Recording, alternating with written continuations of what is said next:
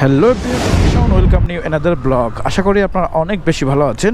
আজকে খুব most important একটা কথা বলবো, আর সেই কথাটা হচ্ছে নড়াইল এক্সপ্রেস নিয়ে। আর নড়াইল এক্সপ্রেস মানে হচ্ছে আমাদের মাশরাফি বিন মুর্তজা, তাকে নিয়েই আজকে সব আলোচনা হবে। মাশরাফি বিন মুর্তজা আচ্ছা, নড়াইল এক্সপ্রেস কারণ হচ্ছে তার বাড়ি নড়াইলে, অ্যান্ড আমার বাড়িও নড়াইলে। আমার পরিচয়টাও আপনাদের মাঝে একটু শেয়ার করে রাখি, এই জন্যই আসলে মাশরাফিকে নিয়েই আজকে কথা বলা। মাশরাফি ভাই আমাদের আসলে অনেক ভালো মনের একটা মানুষ, তাকে সবাই ভালোবেসে নড়াইল এক্সপ্রেস নামে ডাকতো, অ্যান্ড আমিও হচ্ছে নড়াইল এক্সপ্রেস। নড়াইলকে নিয়ে আজকে সব কথা হবে। তো এর ভিতর যেটা সবথেকে বেশি খারাপ লাগছে সেই কথাটাই আপনাদের কাছে সবার আগে শেয়ার করি, আর সেটা হচ্ছে তার বাড়িটা আগুন দিয়ে পুড়িয়ে দেওয়া হয়েছে। এটা খুবই খারাপ লেগেছে। এটা আমার না, আমাদের বাংলাদেশের হয়তো বা অনেকেরই খারাপ লেগেছে। আর একটা বিষয় ধারণা করা যাচ্ছে যে আমাদের যারা ছাত্র ভাইয়েরা আন্দোলন করেছে, এই যে কোঠা বিরোধী আন্দোলন যারা করেছে, তাদের এইরকম একটা কাজ তারা করতে পারে সেটা আমিও বিশ্বাস করি না। জানি না এক্স্যাক্টলি আসলে কি হয়েছে। তো সব মিলে আমি নড়াইলের মানুষ, তাই সবার আগে মাশরাফি ভাইকে ভালোবাসি, অ্যান্ড তার থেকে বেশি ভালোবাসি সে ক্রিকেট খেলে, অ্যান্ড ক্রিকেট খেলার থেকেই তাকে আমি মাশরাফি হিসাবে চিনি। অ্যান্ড তারপরে সে এমপি হয়েছে, তারপরে হয়তো আমাদের নড়াইলের অনেক উন্নয়নের কাজ করেছে। আমি আসলে নড়াইল এক্সপ্রেস মাশরাফি ভাইকে যতটুকু চিনি তাতে আমি সেই বিষয়গুলোই নিয়ে আলোচনা করতে চাই। অ্যান্ড খুবই খারাপ লাগছে তার বাড়িটা পুড়িয়ে দেওয়াতে। আমি লাস্ট তার বাড়িতে যাই অ্যান্ড ভিডিও করি, সেই ভিডিওটা আমি পোস্ট করতে পারিনি কারণ সেই ভিডিওটা অনেক বড় ছিল, অ্যান্ড সেই ভিডিওটা এডিটিং করার জন্যই আমি আসলে মানে রিলিজ বা পোস্ট করতে পারিনি ইউটিউব চ্যানেল বা ফেসবুকে কোনোটাতেই। তো সেটা আমার কাছে খুবই আফসোস। যাক, এটা বাদ। কিন্তু আসলে মাশরাফি বিন মুর্তজাকে আমি যতটুকু চিনি, আমার লাইফে আমি আমার যতটুকু অভিজ্ঞতা আছে সেটাই শেয়ার করার চেষ্টা করতেছি। আমি কখনো দেখিনি বা কখনো শুনিনি মাশরাফি ভাইয়ের কোনো অকারেন্স বা কোনো সমস্যা বা কোনো দুর্নীতি। তো আমার এলাকায় উন্নয়ন নিয়ে যদি কথা বলতে যাই, সারা জীবনে যতটুকু উন্নয়ন না হয়েছে মাশরাফি ভাই আসার পরে তার থেকে বেশি উন্নতি বা উন্নয়ন হয়েছে। এটা আসলে আমরা সবাই বলতে পারি। আমার যদি কোনো ভুল হয়ে থাকে সেটাও কিন্তু আপনারা কমেন্ট বক্সে কমেন্ট করতে পারেন। ভুল হতেই পারে, কারণ মানুষ মাত্রই ভুল। এখন কথা হচ্ছে মাশরাফি ভাইকে আমরা সবার আগে ব্যক্তি মাশরাফিকে ভালোবাসি, তারপরে সে ক্রিকেটার মাশরাফি তাকে ভালোবাসি, তারপরে সে এমপি মন্ত্রী অন্য কিছু হয়েছে, সব কিছুই পরে। তো আজকে তার বাড়িটা আগুন দিয়ে দিয়েছে, তার কাছে এই বিষয়টা আমার খুবই খারাপ লাগছে, যার জন্য আজকে আসলে কথা বলা। একটু ঘুরে নিই, কারণ না ঘুরে এই ভিডিওর ভিতর কথা বলা যায় না। তো কথা হচ্ছে মাশরাফি ভাই যেটা বলেছে যে আমি আমার নড়াইলবাসীর উপরে আমার কোনো ক্ষোভ নেই, কোনো অভিযোগ নেই, আমার বাড়ি পুড়িয়েছে এটাতেও আমার কোনো ক্ষোভ নেই। আমি হয়তো বা কোনো অপরাধ করেছি আগে পরে, হয়তো সেইটার মানে এক কথায় সে মেনে নিয়েছে। তো সে মেনে নিলেও তার মনে কিন্তু একটা আঘাত আসলে রয়ে গেছে। অ্যান্ড আমরা যারা নড়াইলবাসীর মানুষ তারা কিন্তু একটু বেশি ভালোবাসি মাশরাফি ভাইকে, অ্যান্ড সবাই চিনিও জানিও। কিন্তু তার সঙ্গে বা তার বাড়িটা পুড়িয়ে দিয়েছে, এটা আসলেই আমার মতে ঠিক হয়নি। অ্যান্ড আপনাদের কার মতে আসলে কি ঠিক হয়েছে আমি জানি না।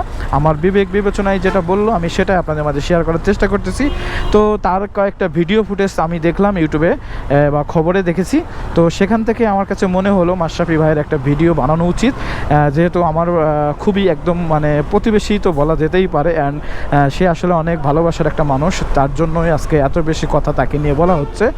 তো কথা হচ্ছে তার বাড়িটা কারা পুড়িয়েছে জানি না, হয়তো বা আমি মনে করতেছি ছাত্র ভাইরা কখনোই এরকম একটা খারাপ কাজ করতে পারে না।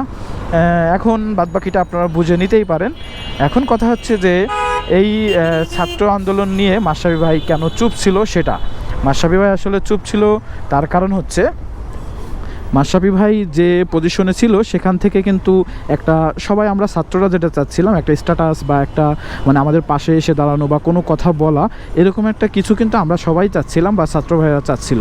তো এখানে কথা হচ্ছে তার পজিশন বা তার স্থান থেকে এরকম সিচুয়েশনে কোনো একটা স্ট্যাটাস বা কোনো একটা কিছু বলা কিন্তু খুবই টাফ। অ্যান্ড সেটাকে মাশরাফি ভাই নিজে বলেছে যে আমি ওই সিচুয়েশনে একটা স্ট্যাটাস দিতাম, সেটাকে কেন্দ্র করে যদি কোনো আরও বড় একটা অ্যাক্সিডেন্ট হতো সেটাকে আমি সামাল দিতে পারবো কিনা, বা সেটা আসলে কতটা আমাদের বাংলাদেশের জন্য বা সবার জন্য ভালো হবে সেটাও কিন্তু একটা বিষয়। কারণ এমনিতেই মানুষ খুবই ক্ষিপ্ত ছিল, এর ভিতরে এরকম একটা স্ট্যাটাস দেওয়াটা কিন্তু আরও বেশি কঠিন ছিল।